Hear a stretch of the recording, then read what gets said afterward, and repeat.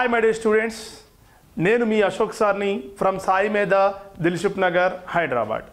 ఈరోజు మీ ముందుకు రావడానికి ఉద్దేశం ఏంటంటే మన సాయి మేధా దిల్సుఖ్ నగర్లో తెలుగు మీడియం ఎస్పెషల్లీ తెలుగు మీడియంకి 19th నుంచి న్యూ బ్యాచ్ అనౌన్స్మెంట్ చేస్తున్నాం అమ్మ. ఆల్రెడీ మీకు తెలుసు, ఆల్రెడీ మన సాయి మేధా దిల్సుఖ్ నగర్లో తెలుగు మీడియం ఆల్మోస్ట్ 1000 మెంబర్స్ మన దగ్గర కోచింగ్ తీసుకున్నారు. అండ్ ఇప్పుడు మళ్ళీ కొత్తగా న్యూ బ్యాచ్ అనౌన్స్ చేస్తున్నాం 19th. రీజన్ ఏంటంటే సార్, మనం ఆల్రెడీ ఓల్డ్ స్టూడెంట్స్ అందరూ కూడా గవర్నమెంట్ని అప్రోచ్ అయ్యారు. అన్అఫిషియల్గా వాళ్ళు ఇచ్చిన ఇన్ఫర్మేషన్ ఏంటంటే పొంగల్ ఆన్ ఆర్ బిఫోర్, అంటే పొంగల్ ముందు తర్వాత కానీ లేకపోతే పొంగల్ తర్వాత అయినా కూడా మనకి నోటిఫికేషన్ రావడానికి ఎక్కువ ఛాన్స్ ఉంది. అది కూడా మీకు వాట్సాప్ గ్రూప్లో చాలా సర్క్యులేట్ అవుతుంది. దాన్ని బేస్ చేసుకొని మనం 19th రోజున కొత్తగా తెలుగు మీడియం బ్యాచ్ అనౌన్స్మెంట్ చేస్తున్నాం నాన్న. ఈ తెలుగు మీడియంలో ఆల్రెడీ మీకు అందరికి తెలుసు, చెప్పే సబ్జెక్ట్ తెలుగులోనే ఉంటుంది, రాపించడం తెలుగే ఉంటుంది, అండ్ క్వశ్చన్ పేపర్ ఇచ్చేటప్పుడు కూడా తెలుగు మీడియంలోనే ఉంటుంది. మనకి బ్యాచ్ 19th స్టార్ట్ అవుతుంది అండ్ అది గురువారం రోజు వస్తుంది. ఎవ్రీడే 4 hours క్లాస్ ఉంటాయి. 4 hours జేఎల్ఎంకి ఎనఫ్. రిమైనింగ్ 4 hours డేలో మేము చెప్పిందంతా మీరు ప్రాపర్గా చదవగలిగితే డెఫినెట్లీగా మంచి మార్క్స్ రావడానికి ఛాన్సెస్ ఉంటాయమ్మ. మళ్ళీ ఒకసారి రిమైండ్ చేస్తున్నాను, నెక్స్ట్ గురువారం రోజున 19th రోజున తెలుగు మీడియం న్యూ బ్యాచ్ అనేది స్టార్ట్ అవుతుంది. ఇప్పుడు ఈ వీడియోలో మన పవర్ సిస్టమ్ అనే సబ్జెక్ట్లో ట్రాన్స్మిషన్ లైన్ అనే కాన్సెప్ట్కి వెళ్తే, ట్రాన్స్మిషన్ లైన్లో జనరల్గా ఒక 4 ఎఫెక్ట్లు వస్తాయి. That is a skin effect, proximity effect అంటే స్కిన్ ప్రభావము, ప్రాక్సిమిటీ ప్రభావము, కరోనా ప్రభావము అండ్ ఫెరాంటీ ప్రభావం. దాంట్లో మనం ఇప్పుడు ఈ వీడియోలో ప్రాక్సిమిటీ ప్రభావం అంటే ఏంటో చూద్దామండి. ఓకే, ఈ ప్రాక్సిమిటీ ప్రభావం వల్ల మనకు వచ్చే నష్టం ఏంటి, ఈ ప్రాక్సిమిటీని ఎలా తగ్గించాలి అనేది ఒక్కసారి మనం డిస్కస్ చేద్దాం. ఇంకా మీకు ఫర్దర్గా ఏమన్నా బ్యాచ్ గురించి ఏమైనా డౌట్స్ ఉన్నా, లేదా బ్యాచ్లో మీరు ముందుగా వచ్చి జాయిన్ అవ్వాలనుకున్నా, ఆల్రెడీ స్క్రోల్ అయ్యే నెంబర్కి ఒకసారి కాల్ చేసి మీరు మీ డౌట్స్ అన్ని కూడా క్లారిఫై చేసుకోవచ్చు. ప్రాక్సిమిటీ ఎఫెక్ట్ అంటే ఏంటి అనేది చూద్దాం ఒకసారి. మన ట్రాన్స్మిషన్లో జనరల్గా HVAC ట్రాన్స్మిషన్ లైన్లో పవర్ని 3 కండక్టర్స్ ద్వారా పవర్ని ట్రాన్స్ఫర్ చేస్తాం. ఇది సోర్స్ అనుకుందాం, దీన్ని మనం లోడ్ అనుకుందాం నాన్న. This is the load. Proximity effect రావడానికి మెయిన్ రీజన్ ఏంటంటే, ద మెయిన్ రీజన్ 2 కండక్టర్స్ని క్లోజ్గా మనం రన్ చేస్తున్నప్పుడు, if the 2 conductor running in parallelly and close to each other, 2 conductor దగ్గరగా రన్ చేసినప్పుడు ఈ యొక్క ప్రభావం అనేది చాలా ఎక్కువగా ఉంటుందండి. ఎందుకు ఎక్కువగా ఉంటుంది అనేది ఒకసారి మనం ఎక్స్ప్లెయిన్ చేద్దాం. ఇప్పుడు నేను 2 కండక్టర్ తీసుకున్నాను అండి. ఫర్ అండర్స్టాండ్ పర్పస్ నేను ఒక 2 కండక్టర్ తీసుకున్నాను. దీని కండక్టర్ ఏ అనుకుంటున్నాను, దీని కండక్టర్ బి అనుకుంటున్నాను. ఈ conductor A and below current direction ఇలా వెళ్తుంది అనుకుంటున్నాను. దిస్ ఈజ్ ద కండక్టర్ ఏలో ఫ్లో అయ్యే కరెంట్ డైరెక్షన్ అండి, కండక్టర్ బిలో ఫ్లో అయ్యే కరెంట్ డైరెక్షన్ అండి. ఇప్పుడు ఎప్పుడైతే కండక్టర్లో కరెంట్ వెళ్ళినప్పుడున్నానా, కండక్టర్లో ఫ్లక్స్ అనేది ఉత్పత్తి అవుతుంది. ఈ ఫ్లక్స్ యొక్క డైరెక్షన్ ఎలా అంటే క్లాక్ డైరెక్షన్లో తిరుగుతుందా, యాంటీ క్లాక్లో తిరుగుతుందా అనేది మనం right hand thumb rule, okay, కుడి చెయ్యి బొటన వేలు రూల్ ప్రకారం చెప్తామండి. కుడి చెయ్యి బొటన వేలు రూల్ ప్రకారము ఇది బొటన వేలు అండి. ఈ బొటన వేలు కరెంట్ యొక్క దిశను చెప్తుంది. అలాగే ఈ 4 ఫింగర్స్, మిగతా 4 ఫింగర్స్ అనేవి ఫ్లక్స్ యొక్క దిశను చెప్తున్నాయి. ఇప్పుడు మనం థంబ్ రూల్, నేను వాడుతుంది రైట్ హ్యాండ్ వాడుతున్నాను. థంబ్ రూల్ అప్లై చేద్దాం. మీకు థంబ్ రూల్ ఏం చెప్పాను, థంబ్ అనేది ఎస్ డైరెక్షన్ ఆఫ్ ది కరెంట్ని బట్టి, దిశను బట్టి, రిమైనింగ్ 4 ఫింగర్స్ అనేది డైరెక్షన్ ఆఫ్ ఫ్లక్స్ అని బట్టి చూద్దాం. ఇప్పుడు థంబ్ ఇలా పెట్టినప్పుడు ఈ 4 ఫింగర్స్ అనేది ఇలా లోపలికి క్లోజ్ అవుతున్నాయండి. అంటే లోపలికి తిరుగుతున్నాయంటే దట్ ఈస్ యాంటీ క్లాక్, ఇలా తిరుగుతుంది. అలా కాకుండా కరెంట్ డైరెక్షన్ కిందకి వచ్చింది అనుకోండి, అప్పుడు క్లాక్ వైజ్ అవుతుంది. అంటే దీని ప్రకారం ఏమవుతుంది, ఎప్పుడైతే కండక్టర్లో కరెంట్ పంపించినప్పుడు కండక్టర్లో ఫ్లక్స్ ఉత్పత్తి అవుతుంది.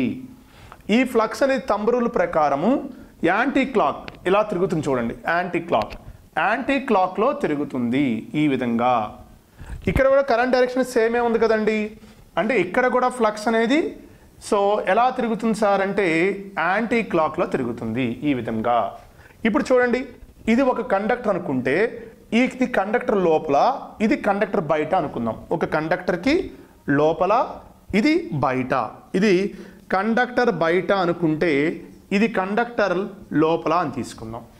ఇక్కడ చూడండి, కండక్టర్ లోపల, రెండు కండక్టర్ మధ్య లోపల ఈ ఫ్లక్స్ అలాగే ఈ ఫ్లక్స్, రెండు ఫ్లక్స్లు ఒకదానికొకటి వ్యతిరేక దిశలో ఉన్నాయి.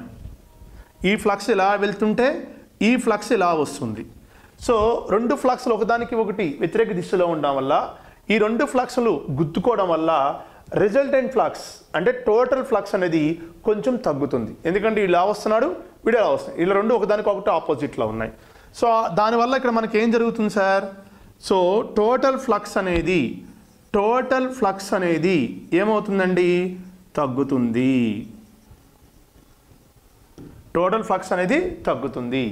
సో మరి బయట చూస్తే గనక బయట ఫ్లక్స్ ఎలా వెళ్తుందో చూడండి. సో ఇక్కడ నుంచి ఫ్లక్స్ ఇలా వెళ్ళి ఇలా వస్తుంది, ఎందుకంటే ఫ్లక్స్ పాత్ తగ్గుతుంది కదండి. ఇప్పుడు దీనికి ఆపోజిట్లో ఏ ఫ్లక్స్ లేదు. బయట ఫ్లక్స్ ఇది చూడండి, దీన్ని చూడండి, దీనికి ఆపోజిట్లో ఏమైనా ఉందా అంటే లేదు, ఒకటే డైరెక్షన్లో తిరుగుతున్నాయి. చూడండి, ఈ బయట ఫ్లక్స్ ఈ ఫ్లక్స్ ఒకటే డైరెక్షన్లో తిరుగుతున్నాయి.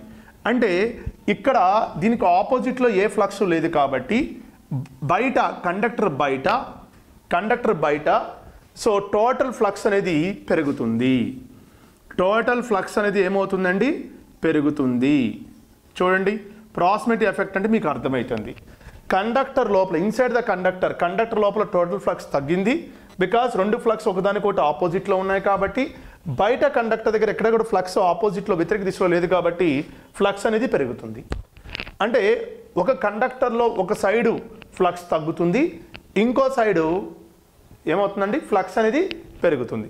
దీన్ని ఇంకొంచెం మనం క్లియర్గా అర్థమయ్యే లెక్క ఒక కండక్టర్ తీసుకుందాం నాన్న, ఏ అనే కండక్టర్ తీసుకుందాం, అలాగే బి అనే కండక్టర్ తీసుకుందాం. దీన్ని రెండు సెక్షన్లుగా కట్ చేద్దాం.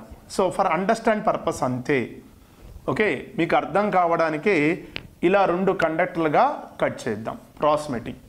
సో దిస్ ఇస్ ఏ అనే కండక్టర్ అనుకుంటే దీన్ని ఏ డాష్, దీన్ని ఏ డబల్ డాష్ అనుకుందాం.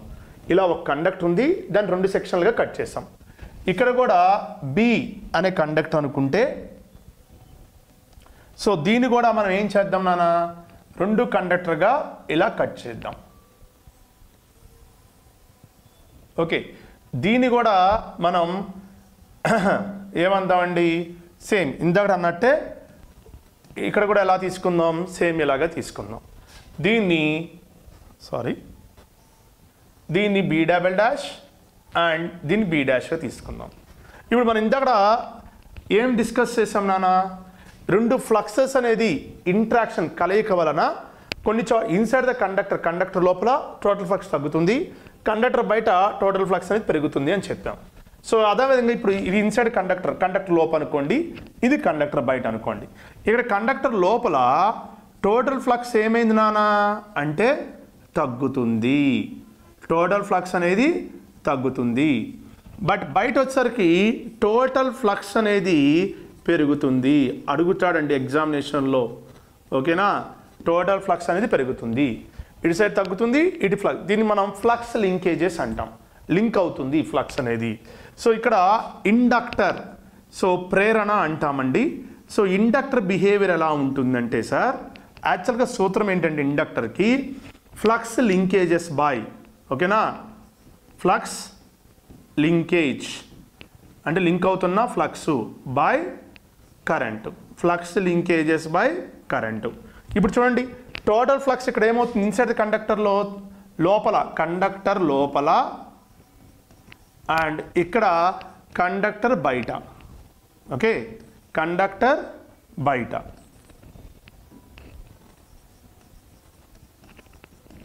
ఈ కండక్టర్ లోపల అంటే ఇది, కండక్టర్ బయట అంటే ఇటు సైడ్, ఓకేనా?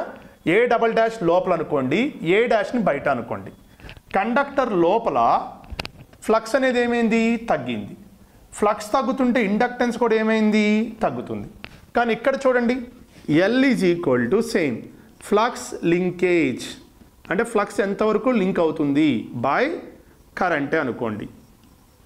ఇక్కడ ఫ్లక్స్ లింకేజ్ ఏమవుతున్నాయి, ఫ్లక్స్ లింకేజెస్ పెరుగుతున్నాయి అంటే ఇండక్టెన్స్ వాల్యూ ఇక్కడ పెరుగుతుంది. సో ప్రేరణ ఇండక్టెన్స్ ఎప్పుడైతే కండక్టర్లో పెరిగిందో కరెంట్ని వ్యతిరేకిస్తూ ఉంటుంది. అంటే ఇక్కడ ఏ డబల్ డాష్ దగ్గర ఇండక్టెన్స్ తక్కువగా ఉంది, ఏ డాష్ దగ్గర ఇండక్టెన్స్ ఎక్కువ ఉంది. ఎప్పుడైతే ఇండక్టెన్స్ వాల్యూ ఎక్కువ ఉందో ఆ కండక్టర్లో వెళ్ళే కరెంట్ తగ్గిపోతుంది. ట్రై టు అండర్స్టాండ్, ఓకేనా. ఇండక్టెన్స్ వాల్యూ ఎప్పుడైతే ఎక్కువ ఉందో, ఇండక్టెన్స్ అంటే అసలు ఏంటండి, ఓకే, మార్పు చెందుతున్న అంటే మన ఏసీ అంటే మార్పు చెందుతున్న కరెంటే, మార్పు చెందుతున్న కరెంట్ని వ్యతిరేకిస్తుంది. ఓకే, మార్పు చెందుతున్న కరెంట్ని వ్యతిరేకించే దాన్ని ఇండక్టర్ అంటారు.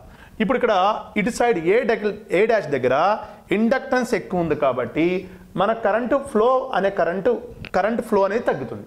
ఇండక్టెన్స్ ఎక్కువ ఉంటే ఫ్లో ఆఫ్ కరెంట్ తగ్గుతుంది అనమాట. అంటే ఇక్కడ ఏంటి, ఇక్కడ ఇండక్టెన్స్ ఎక్కువ ఉంది కాబట్టి మన కరెంటు తగ్గిపోతున్నాయి. మరి ఇక్కడ ఇటు సైడ్ ఈ సెక్షన్కి వచ్చేసరికి ఇండక్టెన్స్ తక్కువగా ఉంది కాబట్టి కరెంట్ పాత్ ఎక్కువ అవుతుంది. అంటే ఇక్కడ ఎక్కువ కరెంట్ ఫ్లో అవుతుంది ఒక సెక్షన్లో లైక్ దిస్. ఇక్కడ కూడా సేమ్, ఇక్కడ కూడా ఏ కాన్సెప్ట్ చెప్పుకున్నాం కూడా ఇక్కడ కూడా అదే కాన్సెప్ట్ అండి. ఎక్కువ కరెంటు ఇక్కడ ఫ్లో అవుతుంది, ఇక్కడ చాలా తక్కువ కరెంటే ఫ్లో అవుతుంది ఎందుకంటే ఇండక్టెన్స్ వాల్యూ ఎక్కువ ఉంది కాబట్టి బయట. ఓకేనా. ఇప్పుడు చూడండి, ఒకటే కండక్టర్ని 2 సెక్షన్లుగా కట్ చేసినప్పుడు బయట సెక్షన్లో తక్కువ కరెంట్ ఫ్లో అవుతున్నాయి అండ్ లోపల సెక్షన్లో ఎక్కువ కరెంట్ ఫ్లో అవుతున్నాయి. అంటే మొత్తం ఒక కండక్టర్లో సేమ్ కరెంట్ ఫ్లో అవ్వట్లా. ఎప్పుడైతే కరెంట్లో ఒక ఏకరీతిగా కరెంట్ ఫ్లో కావట్లేదు కాబట్టి సో ఆటోమేటిక్గా మనకి రెసిస్టెన్స్ వాల్యూ అనేది పెరిగిపోతుంది. ఎప్పుడైతే కండక్టర్లో యూనిఫామ్ కరెంట్ ఫ్లో అయితే కనుక రెసిస్టెన్స్ వాల్యూలో పెద్దగా మార్పు ఉండదు. ఎప్పుడైతే డిఫరెంట్ కరెంట్స్ ఫ్లో అవుతున్నాయో అంటే బయట సెక్షన్లో ఎక్కువ కరెంట్ వెళ్తున్నాయి, తక్కువ కరెంటు లోపల సెక్షన్లోకి వెళ్తున్నాయి. అంటే ఇక్కడ ఏంటి, ఇక్కడ కరెంట్ ఎక్కువగా వాడుకోవట్లేదు కదంటే ఏరియా తగ్గిపోయింది. ఏరియా తగ్గిపోయిందంటే అంటే కరెంటు కండక్టర్లో ఫ్లో అయ్యే కరెంట్ యొక్క ఏరియా తగ్గింది, దానివల్ల రెసిస్టెన్స్ వాల్యూ పెరిగిపోతుంది. అంటే ఈ ప్రాక్సిమిటీ ఎఫెక్ట్ వల్ల ఓవరాల్గా ఏం రెసిస్టెన్స్ అనేది పెరుగుతుంది because of non uniform flux distribution వలన. ఓకే, దేనివల్ల ఇదంతా జరుగుతుంది? సో ఇది జరగడానికి కారణం ఏంటో నేను ఇప్పుడు చెప్తానండి. సో ఇక్కడ ఏమంటండి, రెసిస్టెన్స్ వాల్యూ అనేది పెరిగింది అనేది మీకు అర్థమవుతుంది. ఓకే, ఎందుకు? మొత్తం టోటల్ కండక్టర్లో ఒకటే కరెంటు ఫ్లో కావట్లేదు, డిఫరెంట్ కరెంట్స్ ఫ్లో అవుతున్నాయి. ఈ డిఫరెంట్ కరెంట్ వల్ల మనకి ప్రాక్సిమిటీ ఎఫెక్ట్ పెరుగుతుంది. ఈ డిఫరెంట్ కరెంట్స్ వల్ల ఏం పెరుగుతుంది మనకి? రెసిస్టెన్స్. ఎగ్జామ్లో ఏమడుగుతాడు, ప్రాక్సిమిటీ ఎఫెక్ట్ వల్ల ఏ పారామీటర్ పెరుగుతుంది అంటే విద్యుత్ నిరోధకం పెరుగుతుంది. విద్యుత్ నిరోధకం పెరుగుతుంది. సో అదే ఫస్ట్ పాయింట్. సెకండ్ పాయింట్ ఏంటంటే అసలు ప్రాక్సిమిటీ ఎఫెక్ట్ అంటే ఏంటి ఇంతవరకు నేను చెప్పలేదు. అంటే ప్రాక్సిమిటీ ఎఫెక్ట్ అంటే ఏంటంటేనా, ఓకే, 2 కండక్టర్లలో మనం ఒక కండక్టర్లో కరెంట్ ఫ్లో అవుతుంది, దానివల్ల ఏమవుతుంది, ఫ్లక్స్ ఉత్పత్తి అవుతుంది. ఈ ఫ్లక్స్ పక్కనున్న కండక్టర్లో ఉన్న కరెంట్ని డిస్టర్బ్ చేస్తుంది. ఇదే డిస్టర్బెన్స్ ఆఫ్ కరెంట్ అంటాం దీన్ని. ఎందుకంటే మొత్తం కండక్టర్లో ఒకటే కరెంట్ ఫ్లో అవ్వట్లేదు కదా, ఇక్కడేమో తక్కువ కరెంట్ ఫ్లో అవుతున్నాయి, ఇక్కడేమో ఎక్కువ కరెంట్ ఫ్లో అవుతున్నాయి. అర్థమవుతుందా లేదండి? ఓకే, ఒక కండక్టర్లో ఒకటే విధంగా కరెంట్ ఫ్లో అయితే రెసిస్టెన్స్ వాల్యూ మార్పు ఉండదు. ఓకే, డిఫరెంట్ ఆఫ్ కరెంట్స్ ఒక కండక్టర్లో ఫ్లో అయితేనే రెసిస్టెన్స్ వాల్యూ పెరుగుతుంది.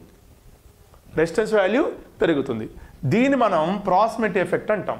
ప్రాక్సిమిటీ ఎఫెక్ట్ అంటే ఏంటంటే ఒక కండక్టర్లో ఉత్పత్తి అయిన ఫ్లక్స్ దాని పక్కన ఉన్న కండక్టర్లో ఉన్న కరెంట్ని డిస్టర్బ్ చేయడమే ప్రాక్సిమిటీ ఎఫెక్ట్ అంటాం.